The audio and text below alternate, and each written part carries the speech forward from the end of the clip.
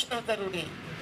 अगर जनता नहीं जाएगी तो क्या ईवीएम को देखकर ही वोट दे देगी कि फूलहार देखकर, कि शराब पीकर, या लैपटॉप और मंगलसूत्र स्वीकार कर? आज उन रेवड़ियों के भी पार गई है बात।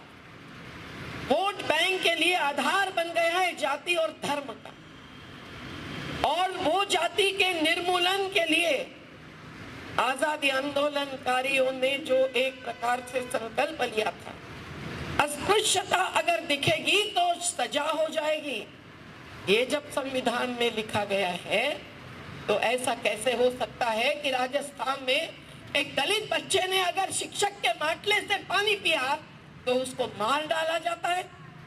क्या उसके बारे में कोई प्रधानमंत्री एक शब्द, एक लफ्ज उच्चारते हैं? नहीं।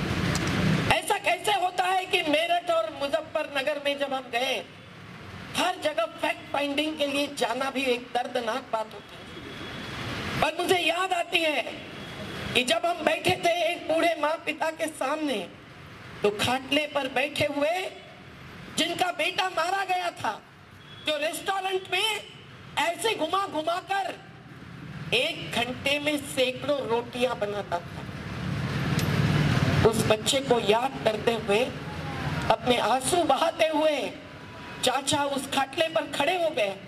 मैं, संदीप पांडे जी, हम सब लोग ऐसे ही खड़े थे। हमको हिम्मत नहीं हो रही थी उनका सामना करने की।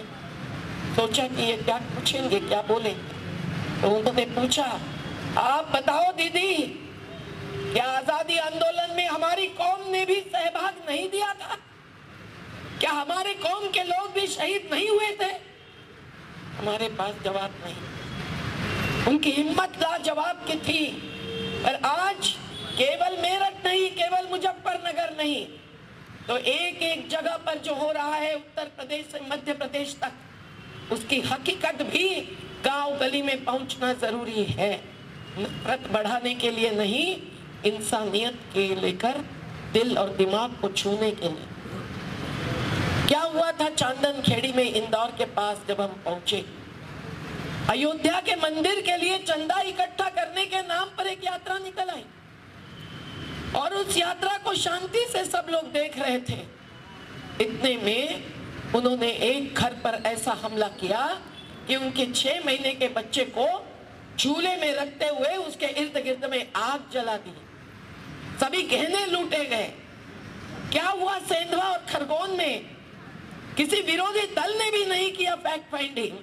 हम लोग गए तो हम भी चकित हो गए। 15 दिनों तक कश्मीर फाइल्स की फिल्म दिखाने के लिए भारतीय जनता पार्टी के कार्यालय में भाई बहनों को, बच्चों को बुलाया गया, और एक पुराने थिएटर में जाकर फिल्म दिखाते दिखाते उकसाने का काम किया गया। रामनवमी की यात्रा के पहले वो कपिल मिश्रा जी दिल्ली से खास आए, और उन्होंने चुपचाप से कई मीटिंगें लेकर वहाँ एक माहौल बनाया।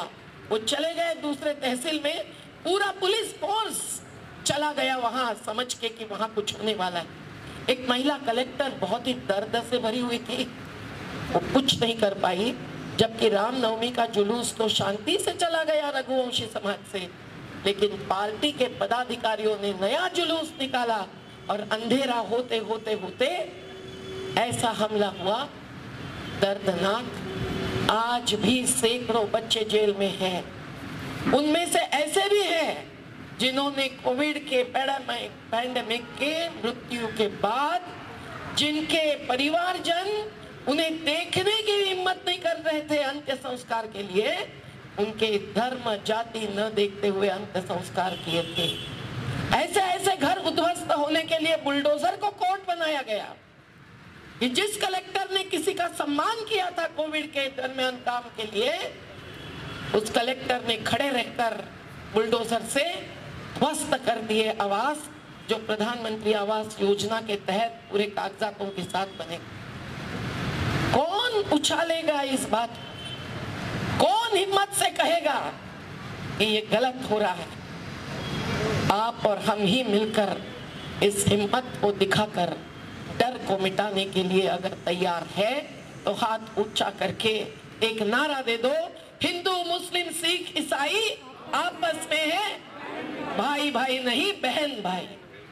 हिंदू मुस्लिम सिख ईसाई आपस में है बहन भाई। क्यों ये कह रहे हैं?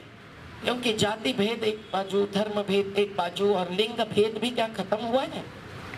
मनु का पुतला राजस्थान में जयपुर के विधानसभा के सामने जब खड़ा करने की हिम्मत दिखाई थी तो बाबा आढ़ाव जी को वहां जाना पड़ा था। पर खैरलान जी के हकीकत को आज भी न्याय नहीं मिला है। और जब हम हाथरस में गए तब किसी जाति की महासभा ने बलात्कारियों का सम्मान करने के लिए यहाँ अपना दल भेजा था।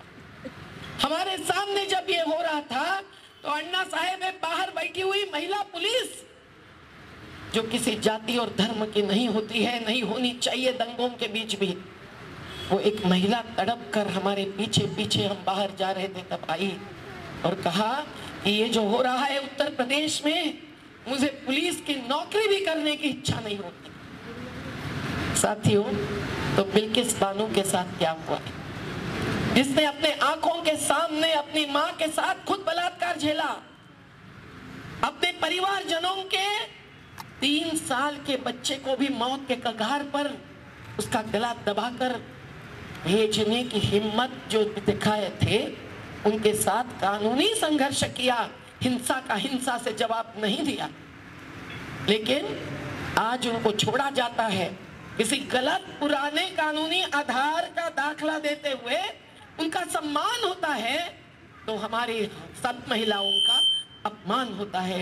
ये अवमानना हम नहीं सहेंगे। तो हमारा नारा होना चाहिए, महिला शक्ति जब आती है और नई रोशनी लाती है तो जहां भी महिलाओं पर अत्याचार होगा तब हम लोग पहुंच जाएंगे। जहां भी जाति के नाम पर संविधान कुचला जाएगा हम वहां पहुंच जाएंगे। और इस देश की गंगा जमुना तहजीब, जिसके तहत आजादी आंदोलन में शहीद आजम भगत सिंह ने ही नहीं, महात्मा बापू ने भी शहादत दी, अशफाक उल्लाह ने भी दी, मंगल पांडे और ओबेदुल्ला भी साथ में लेकर लड़े। और अब तिरंगा फहरा रहे हैं वो जिन्होंने 52 साल तिरंगा का अपमान किया था, बहिष्कार किया था। अब देखिए सच क्या है और झूठ क्या है।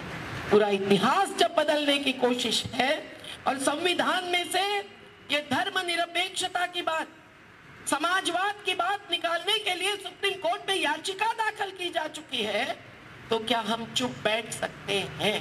ये सवाल अभिवक्ताओं ने यहाँ खड़ा किया है, तो जवाब हमको ही देना है। नहीं चुप बैठेंगे, नहीं चुप बैठेंगे। तो जाति के नाम पर अत्याचार नहीं चलेगा। जिसकी हिम्मत है, जिसके विचारों में स्पष्टता है, वो चुप नहीं बैठेगी, चुप नहीं बैठेगा। मुट्ठी बंद करके हाथ उठा के कम से कम नारे में अपनी आवाज मिला देगा। जाति के नाम पर अत्याचार नहीं चलेगा, नहीं चलेगा, नहीं चलेगा। धर्म के नाम पर गुंडागर्दी नामंजूर, मजहब के नाम पर हिंसा नहीं चलेगी, नहीं चलेगी, नहीं चलेगी। तो हमें हिंसा नहीं अहिंसा चाहिए, हमें हिंसा नहीं अहिंसा चाहिए, हमें युद्ध नहीं शांति चाहिए, हमें युद्ध नहीं शांति चाहिए, हमें बम नहीं रोटी चाहिए, हमें बम नहीं रोटी चाहिए। लेकिन रोटी के लिए आज लड़ रहे हैं गली गली में, बस्ती बस्ती में हमारे लोग, जिन्होंने लॉकडाउन में भूख भुगती और फिर भी पूरे कानूनों का उल्लंघन हुआ। अंतर राज्य स्थलांतरित मजदूर कानून 1979, जो मालिक ले आता है दूसरे राज्य से दूसरे राज्य में, उसका काम होता है, उसका फर्ज होता है उसको पहुंचाना और ले आना अपने खर्चे से। लेकिन 2000 किलोमीटर लोग चलते रहे, हमको उपवास पर बैठना पड़ा, बॉर्डर पर रोकना पड़ा मध्य प्रदेश की। तब जो पुलिस ऐसे ही खड़े रहते हैं, ऐसे ही खड़े थे वहां, देखते हुए कि पाँव में छाले हैं और युवा अपने बच्चों को लेकर चल रहे हैं साइकिल पर या पैदल। लेकिन आखिर में उनको गाड़ियों में बिठाना चालू करवाना पड़ा। हम सब लोग अगर सही समय पर केवल टीवी के स्क्रीन पर देखकर अरे अरे अरे अरे अरे नहीं करते रहते हैं और धरातल पर उतर आते हैं, तो आज राहुल जैसे एक युवा राजनेता, हम किसी पार्टी के नहीं हैं, पर जब रास्ते पर उतर आते हैं हमने देखा जन जन जुड़ते। तो आज इस यात्रा को आप कहिए, मानिए ये लंबी संघर्ष यात्रा है, ये निर्माण यात्रा है। हमारे निर्माण का आधार है संवैधानिक अधिकार, जिसमें रोजी रोटी का, रोजगार का, आजीविका का अधिकार है। लेकिन आदिवासियों से जल जंगल जमीन चुराने का अधिकार किसका है? केंद्र सरकार ने अपने हाथ में लेने के लिए अब आने वाले संसद सत्र में वन सुरक्षा कानून के नियम बदलकर उन्हें बाबा रामदेव जी को देना हो या अडानी को देना हो, ग्राम सभा को पूछे बिना वहां बैठकर जंगल हस्तांतरित करने के नियम में बदलाव लाया। ये नियम ऐसे हैं कि जो अगर जंगल खत्म करेंगे, लाखों आदिवासियों को उजाड़ेंगे, तो हमारा क्या है? ये आदिवासियों का मुद्दा है। ये कहने वाले ऑक्सीजन के बिना तड़प तड़प कर मरे। आज जंगलों को डुबाया गया है तो नर्मदा जैसी नदी सूखा भुगत रही है। हाँ, हम नहीं है विकास रोकने वाले, ये हैं जो विकास के सही आधार प्राकृतिक संसाधनों को पूंजीपतियों को हस्तांतरित करते हुए बर्बाद करने वाले। कच्छ में भी पानी गया, हमने रोका नहीं, लेकिन वो अडानी के पोर्ट्स को गया, ये जिंदाल को गया, ये अडानी के फॉर्चून कंपनी को गया, जिसका तेल अगर आप पीते हो तो कल से बहिष्कार करना चालू करो। आज ऐसी स्थिति है, ये बॉटल्ड वाटर जो आप पी रहे हैं बहिष्कार करो। 55 पैसे लीटर से भूजल दिया जाता है कंपनियों को और 18 और 20 रुपया में बेचते हैं। बिलियंस ऑफ डॉलर्स का धंधा, और उसके साथ शराब का धंधा भी चलता है। 18,000 20,000 करोड़ रुपया करोड़पतियों पर सही टैक्स लगाकर आ सकता है। लाखों करोड़ रुपया एक साल में 2% टैक्स लगाने से, लेकिन ये नहीं होता है। शराब से हमारी सार्वजनिक तिजोरी भरने का दावा करते हैं, ये संविधान के खिलाफ है।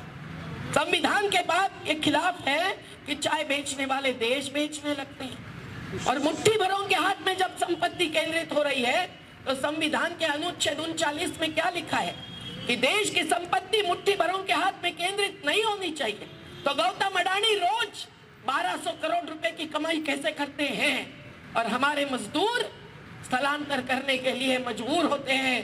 300 रुपया भी रोज की कमाई नहीं होती है मनरेगा में इसके लिए। साथियों, अर्थव्यवस्था गड़बड़ा रही है। भूख का निर्देशांक क्या दिखा रहा है? ये सब बातें छोड़ो, आत्महत्याएं कितनी हो रही है? एक साल में 1.5 लाख मजदूरों ने आत्महत्या की। किसी के पास गिनती नहीं होती है। संसद में कहते हैं हमें पता नहीं कि लॉकडाउन में चलने वालों की कितनी मौतें हुई रास्ते। किसानों की आत्महत्या कितनी होती है? क्या इसलिए कि वो आलसी है? क्या इसलिए कि ये सब गरीब है? ये सब धनिक है अपने श्रम से, अपने प्राकृतिक पूंजी से, लेकिन उसी पूंजी को बर्बाद कर रहे हैं, बदनाम कर रहे हैं, सही श्रम का और प्रकृति का दाम नहीं लगा रहे हैं। इसके लिए ये आत्महत्या नहीं, ये व्यवस्था ने की हुई हत्या हमारे किसान मजदूर भुगत रहे। हमारा नारा होना चाहिए, कौन बनाता हिंदुस्तान?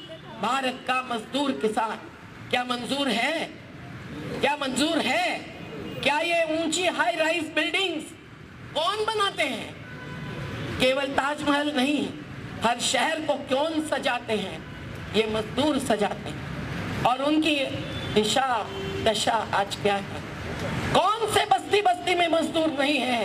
कौन से बस्ती बस्ती में कुछ पुलिस हवालदार भी नहीं है? जो निर्माण करते हैं उनको रामधारी सिंह दिनकर जी के एक गीत के 2 लाइनें सुनाकर मैं आपको याद दिलाना चाहती हूँ, अगर जरूरत हो तो। मैं मजदूर, मैं मजदूर, मैं मजदूर, मुझे देवों की बस्ती से क्या, अगणित बार धरा पर मैंने स्वर्ग बनाए।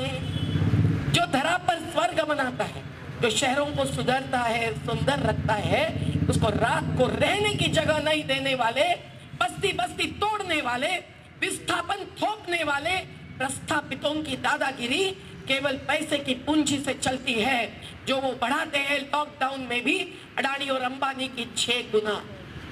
और इसमें राजनीति अर्थनीति से जुड़ी हुई है। अगर राशन का अधिकार सही नहीं मिलता है, 5 किलो में महीना नहीं गुजरता है, सकस आहार देना संविधान की धारा अनुच्छेद 47 के तहत शासन की जिम्मेदारी है, तो भूखे व्यक्ति को 17-15 किलो तो कम से कम पीना चाहिए। सुप्रीम कोर्ट का आदेश है 2005 का कि देश में कोई भूखा नहीं रहना चाहिए। कितनी बातें कहे, शराबबंदी भी सरकार का फर्ज बन रहा है अगर संविधान का पालन करना है।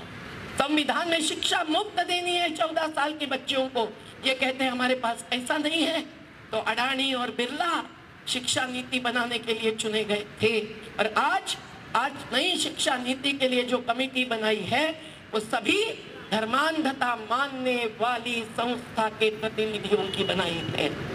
आप समझ लीजिए, इतिहास से नर्मदा बचाओ आंदोलन का पाठ्यक्रम निकाला जाता है सीबीएसई के अभ्यासक्रम से, तो हम दुखी नहीं होते हैं। लेकिन अगर नागरिक शास्त्र का पाठ्यक्रम भी निकाला जाता है और पूरा इतिहास टेढ़ा परोठा जाता है तो निश्चित रूप से हम दुखी नहीं, हम गुस्से में हैं। हम इतिहास को बदलने नहीं देंगे। सावरकर के बारे में हो या महात्मा जी और नेहरू पटेल जी के बारे में हो, पंडित नेहरू जी के बारे में हो, जो सच्चाई है वो सच्चाई बरतना हमारा फर्ज है। हमारी हिम्मत होनी चाहिए, किसी से डरना नहीं चाहिए। तो हम न डरेंगे न डराएंगे, आगे बढ़ते जाएंगे। न डरेंगे न डराएंगे, आगे बढ़ते जाएंगे। इस यात्रा में हमको यही सब लेकर जाना है। बताना है कि किसानों को कर्ज माफी आज भी नहीं दी है, लेकिन हर साल 5.5 लाख करोड़ की कर्ज माफी उद्योगपतियों को दी जाती है। उनके नॉन परफॉर्मिंग एसेट्स से बैंकों की बर्बादी हो रही है, किसी को चिंता नहीं है। लगता है अरे ये बैंक बंद हो गई तो दूसरे बैंक में जाएंगे। नहीं, अभी देखिए क्या खेल आया है सामने कि नोटबंदी के समय जो नई नोट्स पहले ही बना के रखी थी, रात भर में नहीं हुआ निर्णय, और उस पर जब Urjit Patel reserve bank of India के गवर्नर नहीं थे तभी उनकी साइन लेके रखी थी। आप समझिए, नोटबंदी हो या जीएसटी हो, ये एक साजिश से चलाई जा रही है। मैं ज्यादा समय न लेते हुए कहूंगी कि ये सब बातें अगर लोगों तक पहुंचानी होगी, नहीं तो वो वर्चुअल जिसको कहते हैं भ्रामक प्रचार में आते हैं। वो मानते होंगे कि हम अर्बन नक्सल है। अरे नक्सलवादी कभी अर्बन यानी शहरी थे? वो तो गांव में, गली में, आदिवासी जंगल क्षेत्र में काम करते थे। तो सवाल ही नहीं है इनके भ्रामक प्रचार को, चुनावी प्रचार को मंजूर करना। और इसीलिए ये डरते हैं जब चुनाव आता है कि लोग हमें वोट नहीं देंगे। नर्मदा आज मुद्दा बनाया गया है क्योंकि उनको पता है कि नर्मदा को लेकर गुजरात को दिए हुए सभी आश्वासन असफल साबित हुए हैं। जहां पानी पहुंचा वहां किसानों को नहीं मिला, कंपनियों को दिया गया, कोका कोला को दिया गया, अडानी अंबानी को दिया गया, जिन्होंने हम पर हमले किए थे। आज भी केस चालू है, उनको उम्मीदवारी दी गई, प्रत्याशी बना गया। आपको ये हकीकत मालूम होगी भी नहीं भी होगी, पर बात व्यक्तियों की नहीं है, बात है पूरे समाज की। जब समुदायों के बीच में दीवारें खड़ी करते हैं, न केवल बंटवारे थोपते हैं, तो फिर एक होकर इस देश को जिस दिशा में ले जाना है, जिस मंजिल तक पहुंचाना है, और जो अधिकार संविधान के तहत लेना हमारा अधिकार है, उसको कैसे मिलेगी मंजूरी? ये अगर आपने आवाज उठाई और डर डर के अगर बोले तो कल आपको जेल में बंद करेंगे ही। अगर आपने हिम्मत को सवाल उठाया कि आनंद तेल तुंबड़े जी को, जो बाबा साहब के परिवार के हैं, कैसे उनको इतने समय तक जेल में रखकर अभी कल परसों छोड़ा, कैसे फादर स्टैन सैनी की मौत हो गई, जिन क्रिश्चियन समाज पर एक साल में 300 से ज्यादा हमले हुए हैं। यहाँ महाराष्ट्र में अपने को अंदाज भी नहीं होगा, लेकिन मध्य प्रदेश से उड़ीसा तक हर जगह हुए हैं, होते रहे हैं। आदिवासी बच्चों को पीट पीट कर मारा गया है। ये सभी हकीकतें सामने लाते हुए हम लोगों को बस ऐलान करना है कि हिंसा से हिंसा का जवाब नहीं दे सकते हैं। हम अहिंसा के पथ पर चलेंगे, हम सत्य को उजागर करने के लिए हिम्मत से बोलेंगे, हम डरेंगे नहीं, और जो हक है उसके लिए हम लड़ेंगे तो ही जीतेंगे। तो हम लड़ेंगे, हम लड़ेंगे जिनको ये विश्वास है कि लड़ने पर जीतेंगे। अहिंसक सत्याग्रही संघर्ष, वो निश्चित इस यात्रा का कहीं न कहीं हिस्सा बनकर आगे बढ़ेंगे। ये एक मौका है। मैं सवाल कर रही थी नम्रता से कि आज शाहीनें कहाँ गई? जब CAA-NPR को लेकर हम सब लोग देश भर के कई शाहीन बागों में पहुंचे, जिस पर आज भी हमको सवाल किया जाता है तो हम कहते हैं कि धर्म के नाम पर नागरिकता संविधान को मंजूर नहीं। और संविधान कोई एक व्यक्ति नहीं है, संविधान बस एक ऐसा ग्रंथ भी केवल नहीं है, एक बड़ा कानून है, जिस कानून के तहत कोई भी देश का कानून बनना है। कौन पढ़ता है संविधान? कौन सा युवा बैठकर संविधान पढ़ता है? बस व्हाट्सअप देखता है, व्हाट्सअप, व्हाट्स डाउन नहीं और व्हाट्स ऑन पेपर भी नहीं। तो हमने ये पर्चे बनाए हैं, आपको मैं दे दूंगी, आप जितनी कॉपीज निकाल सकते हैं निकालिए। इसमें संविधान के 30 मुद्दे हैं, 30 मिनट में 30 मुद्दे पढ़ सकता है हर व्यक्ति, जो मजदूर हो, किसान हो, व्यापारी हो, महिला हो, युवा हो। अगर ये समझकर फिर सवाल करेंगे, चुनौती देंगे, तो ये अभियान आंदोलन में परिवर्तित हो सकता है। और ये हमारी संकल्पना है, ये हमारी ख्वाहिश है। इसीलिए 26 जनवरी से 30 जनवरी तक दिल्ली हरियाणा के सीमा पर से, पलवल से निकलकर हम सब लोग, राकेश टिकाईत और अन्य किसान नेता भी, वहां से निकलकर पैदल चलकर हम लोग जंतर मंतर पर 30 जनवरी को आने वाले हैं। शहादत दिवस है। मैं मानती हूँ कि किसान आंदोलन के हमारे संयुक्त किसान मोर्चा के 715 किसान शहीदों को भी हम याद करेंगे। हम महात्मा गांधी जी को याद करेंगे ही, पर हम आजादी आंदोलन के तमाम शहीदों को याद करेंगे। और आज जो आंदोलन चल रहे हैं उनको ये कुचले, वो मार डाले, जेल में डाले, पर ये आंदोलनों को भी हम लोग आजादी आंदोलन मानते हैं, क्योंकि ये आजादी अधूरी है, एक संघर्ष जरूरी है। ये आजादी अधूरी है, जिनको मंजूर है वही हाथ उठाएंगे, ये मैं मानती हूँ। ये आजादी अधूरी है, एक संघर्ष जरूरी। और उस संघर्ष का एक छोटा सा हिस्सा पर महत्वपूर्ण हिस्सा है ठाणे जिले के गांव-गांव में, मुरबाड़ के आदिवासी क्षेत्र से लेकर ठाणे की गरीब बस्तियों तक, श्रमिकों से लेकर छोटे छोटे जीएसटी से हैरान व्यापारियों तक, सब तक पहुंचने वाली ये जन संवाद यात्रा, जो संवादशील रहे हैं, उन राजनेताओं से हम लोग निश्चित संवाद करने के लिए आगे जाते हैं। और अगर हम राहुल गांधी जी से संवाद करते हैं तो कुछ लोग डरते हैं कि उनका वोट निकल जाएगा, और इसलिए वो हमारे खिलाफ बोलते हैं, पर हम बोलेंगे, हम छोड़ेंगे नहीं और संविधान बचाएंगे।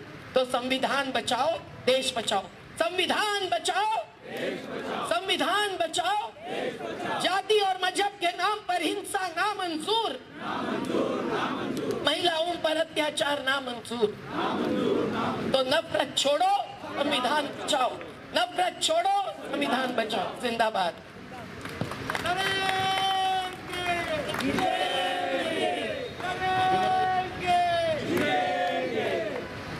मेधाताईंनी उद्घाटन पर या ठिकाणी अपने विचार